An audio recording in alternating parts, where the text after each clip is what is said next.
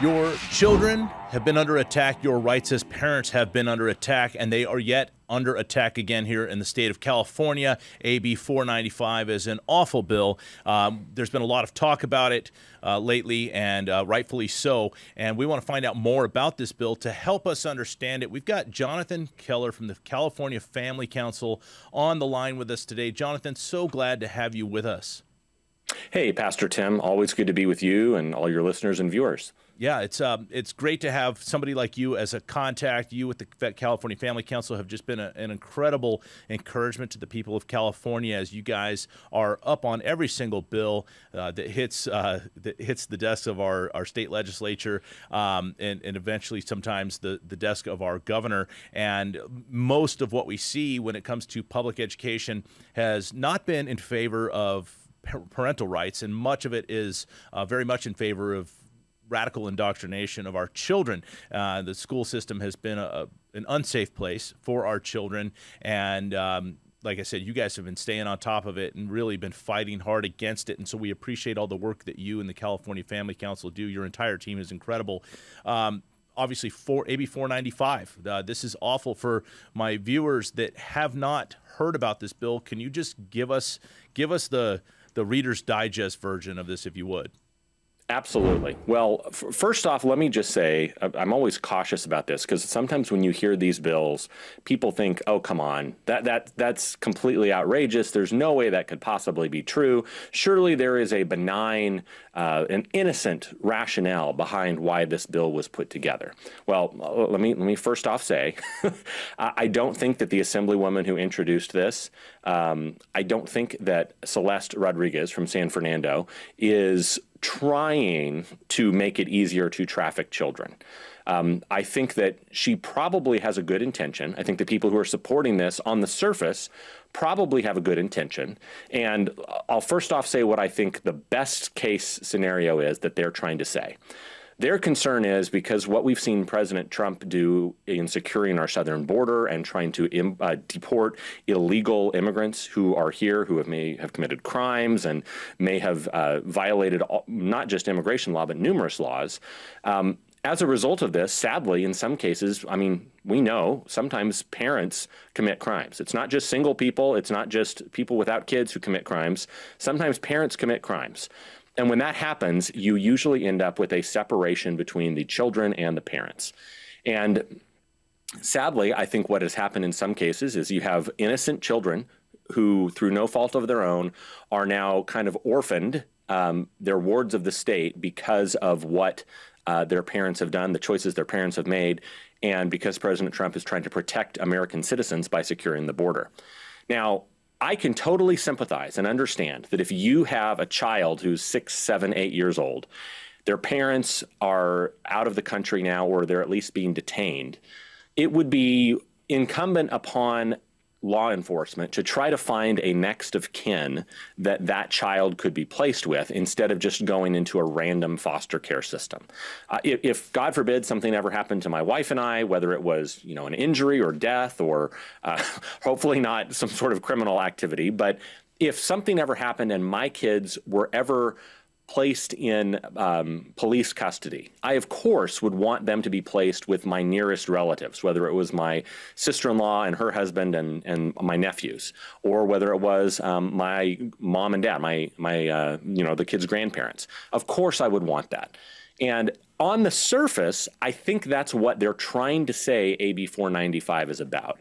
But the reality is this bill is so broadly written, and it is not covering the safeguards, that I think that this is really dangerous for families and for people here in the state of California. And that's why, if you go to our website, californiafamily.org, I'll read you the title of the article that we have published about AB 495. It says, "Presto, someone walks away with your child. Critics slam AB 495's threat to parental rights." And that line, "Presto, someone walks away with your child," comes from one of our good friends, and Pastor Tim, I think you know her as well, Erin Friday. She is an attorney. She's the president of a group called Our Duty USA, which is a parent-led advocacy group. And she called AB 495 a child traffickers and kidnappers dream bill. Now, to clarify, for anybody who's listening, Erin Friday is not a hardcore MAGA hat wearing lifelong conservative. She is actually a lifelong Democrat. She lives still in the Republic of San Francisco. She's been a progressive liberal for most of her life, but it was about 5 years ago when school officials tried to tell her that her own daughter was transgender and tried to socially transition her child and even start nudging her daughter along the path to medical transition. That's when Erin really woke up and said, this is ridiculous. I know my daughter. I know that girls can't become boys, and no threat from a school district is going to tell me differently. So she basically has come along, not on every single one of our policy issues, but certainly when it comes to parental rights, she is now a complete watchman on the wall on this. And that's why with California Family Council and with many of our other allies, you guys, as well as Pastor Jack Hibbs and Real Impact, Capital Resource Institute, all these different state groups are really now sounding the alarm about this bill because of how broadly written it is and how few real safeguards there are. Let me read you a little bit more from Erin. This is just a chilling quote. She says, quote, "There is no background check, no welfare check, no court oversight, and no verification. All you need is a piece of paper and some form of identification with no obligation for the adult handing over the child to verify the identification. And presto, someone walks away with your child." That's I think the real concern. Again, in the immigration context, I understand the best case pie in the sky scenario, but Tim, you and I know so often our betters in Sacramento, supposed betters, they write these policies in a vacuum with advocacy groups and with staffers, and they don't often talk to real world people that are on the ground. We know they virtually never, if ever, get opposing feedback from the minority party in Sacramento. And as a result, it ends up with these bills that are completely blind to a lot of the unintended consequences that they could cause.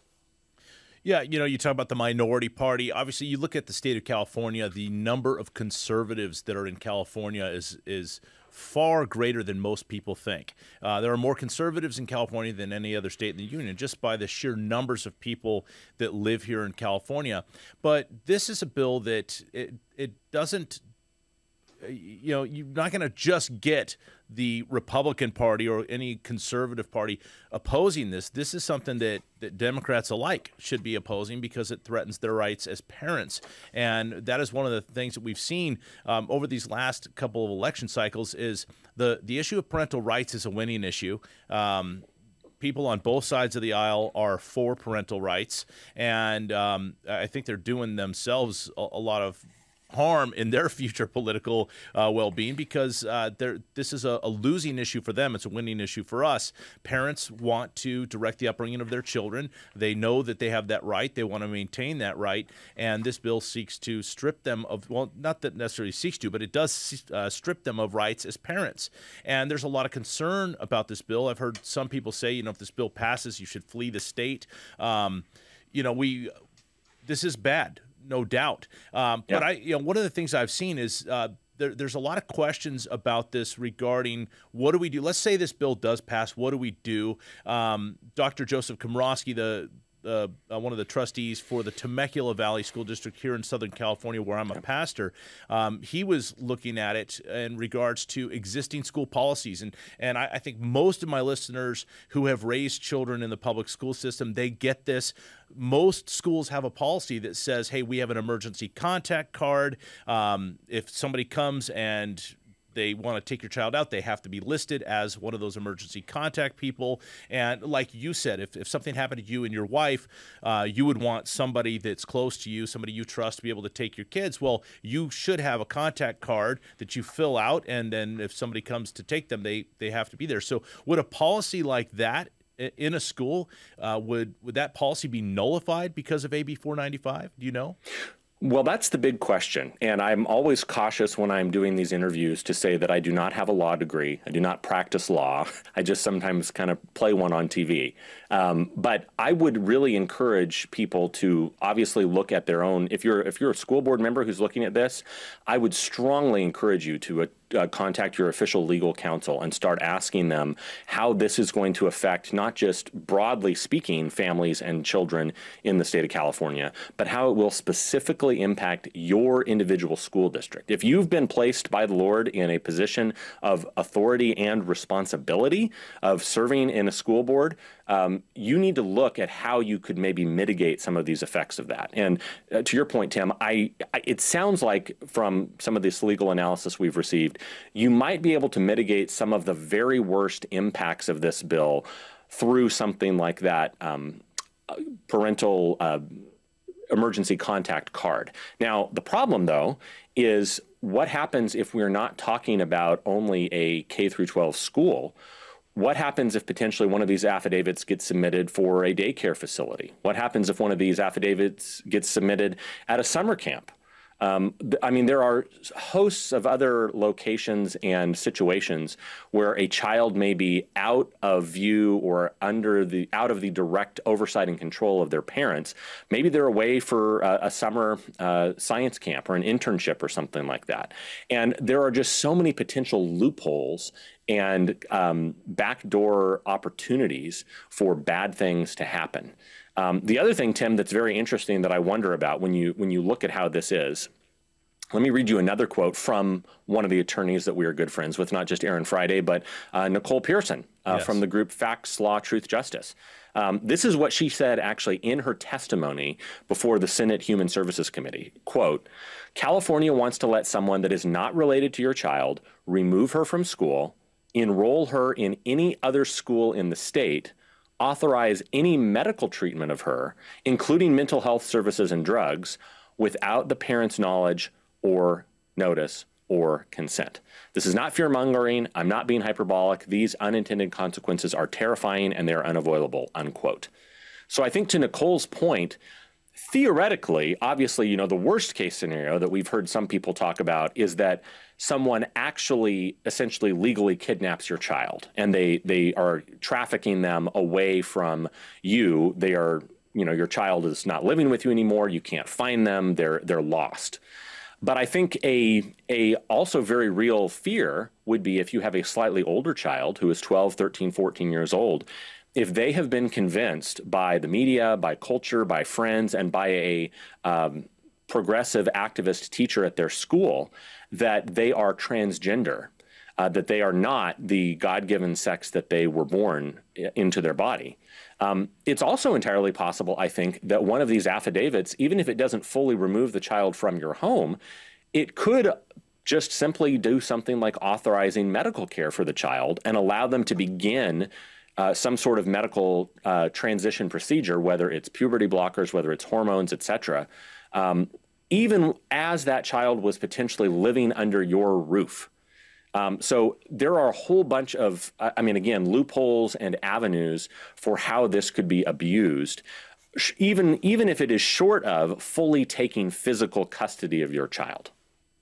You know, another thing that I mean, this is so alarming, but another thing that kind of popped up in discussion was there are groups, as you know, you're very familiar with the Trevor Project. Obviously, the ACLU has been involved in public school systems now, separating parents from their children. Planned Parenthood. Would this bill give the ability for a group like that to come in and take your child, or would it have to be an individual? Do you know? Well, so that's the real trick. What happens here is they are using this phrase that is more common in foster care court system. And it's this phrase, non-relative extended family member. And then it goes beyond that, and a non-relative extended family member is now defined as any adult with an established familial or mentoring relationship with the child. So here's the thing.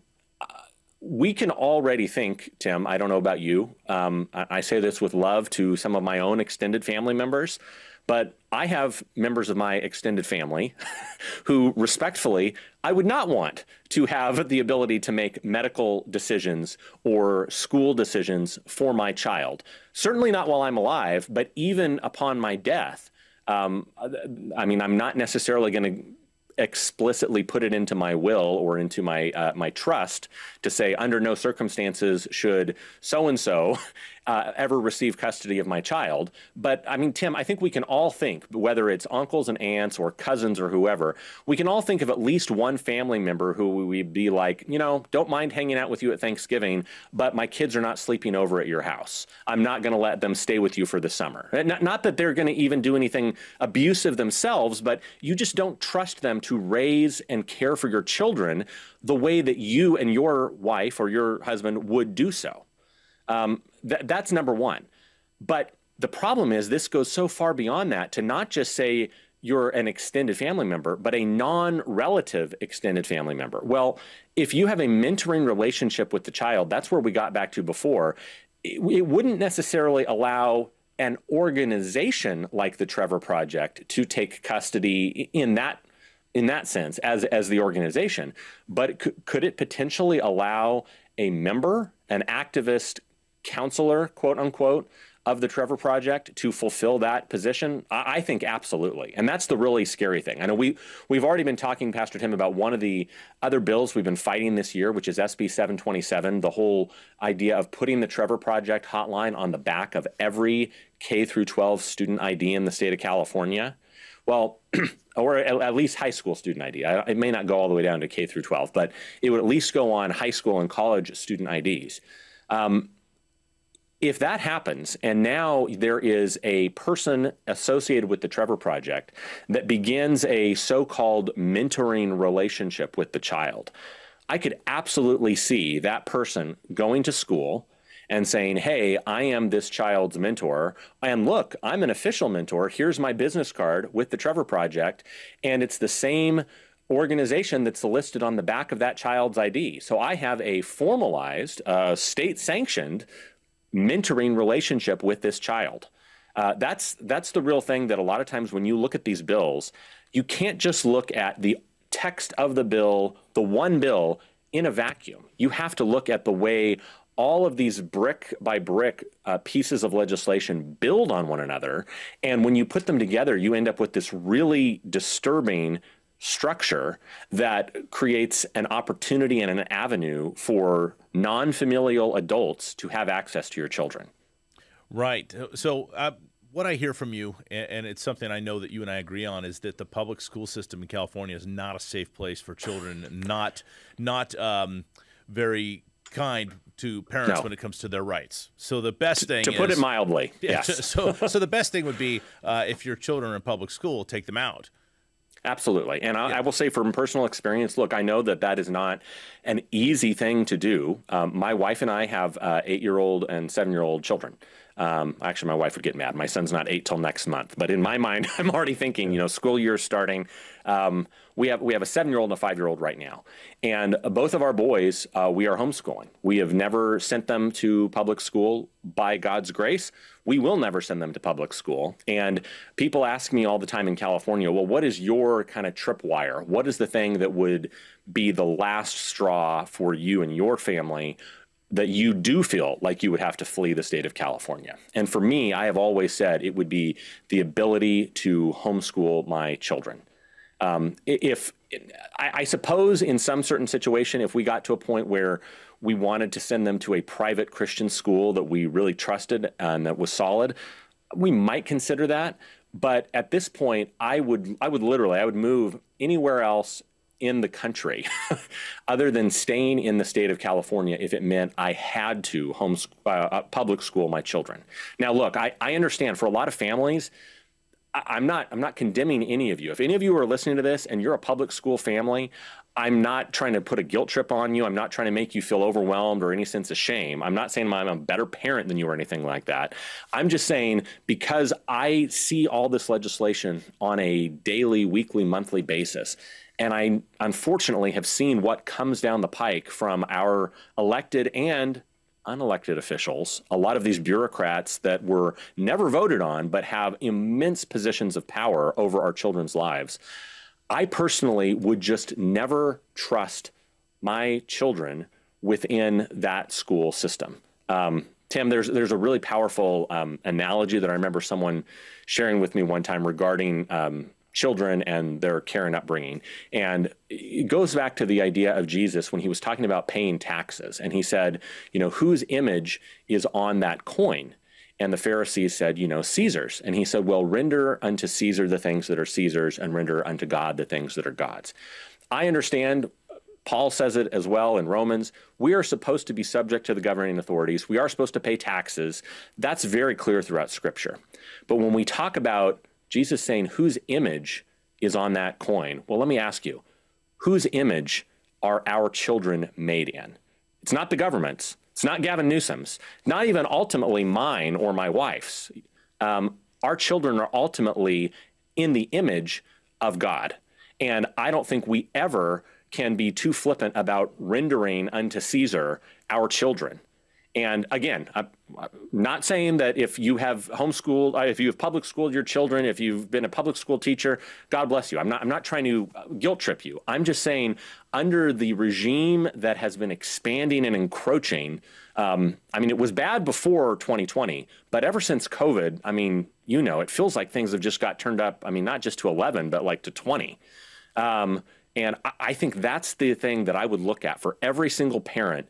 If you are going to still live in the state of California, you need to really seriously think about, is there a way for me to take my kids out of this public school system? Yes, I've always said nobody's going to love your children the way you love them. Nobody's going to teach them the way you're going to teach them. And I see nowhere in Scripture where it says to abdicate your responsibility to teach your children or hand that responsibility over to the government. It is parents' job to direct the upbringing of their children, to teach their children. And, to me, it really is a dangerous place right now. The public school system is a dangerous place. Not that there's bad teachers. I know plenty of amazing teachers, but you and I both know all too well that not all teachers are good. You got several activist teachers. And even if you have good teachers, the policies that have been put in place because of the legislation up in Sacramento, they in many cases, tie the hands of the really good teachers. So that's right. I highly recommend people homeschool. This AB 495 is terrible. What can people that are listening do about this? Well, first, I would encourage everybody to go to our website, californiafamily.org. As I mentioned, we've written some articles about this. We also have information on our social media pages. I encourage you, number one, just to really educate yourself. If you go and read the article that we have, it is a pretty in-depth article. It's not just a social media post. Again, if you go there, it's one of the most recent articles we wrote. The title of it is Presto, Someone Walks Away with Your Child. We just published it about 2 weeks ago. I encourage you to go read that article, watch the actual testimony. We have links in that article to the testimony of the bill. You are going to hear from these attorneys and from these individuals that are really sounding the alarm about this. So I encourage you to also then call to action. You can go and go to our website and use our kind of call to action to talk to your senators and urge them to oppose this not only in the Appropriations Committee, which is where it will be heard next, but also more importantly on the floor to say that this is a bad bill and it should be stopped. The other big thing, and I know, Pastor Tim, I think you and I are both planning to be there on Tuesday, August 19th. That's just 2 weeks away, less than 2 weeks away at this point. There is going to be a huge rally in Sacramento on the west steps of the Capitol. We're going to have lots of speakers there. California Family Council is going to be helping promote and participate in that. I'm going to be one of the speakers. And our friends, Pastor Jack Hibbs, Gina Gleason, Karen England, they're going to be all helping organize that and plan it together. So I encourage you, if you can join us at the Capitol on August 19th, Tuesday, August 19th. I believe the lobby training part of it will start at 11, and then the rally will be at 1. I encourage you, do not miss that. Be there in person and make sure that you are able to participate in making your voice heard. That there is going to be a vote on the bill that day. That does not mean, just to clarify, I want to set your expectations, doesn't mean that you will be able to personally testify in public, but what you should be able to do is once the rally is over, we're planning to go to the offices of the legislature, not in front of the hearing, but to go door to door and meet with each individual office and say, we're here because we're deeply concerned about this bill, and we urge you to oppose the legislation. Yep, that's how we let our voice be known, one of the many ways. And so I'm glad that you're involved in that and doing that. You guys at California Family Council are always involved in trying to secure the rights of parents and protect children. So we appreciate all that you and your team do. One more time, how can they follow you? How can they support you in all that you're doing here in the state of California? Well, thanks, Tim. You go to our website, californiafamily.org. That is our primary kind of open door for everybody to learn more about what we do and everything. One thing, if I can just brag about, it's not me, but it's my team. We really do have a phenomenal team of researchers and writers. Our Vice President, Greg Bird, is a former newspaper reporter. He's one of the good ones. So he's seen from the backside of reporting how a lot of times the media refuses to cover these stories. So as a result, we've written, I think, extensively, not just on this bill, but on so many other bills.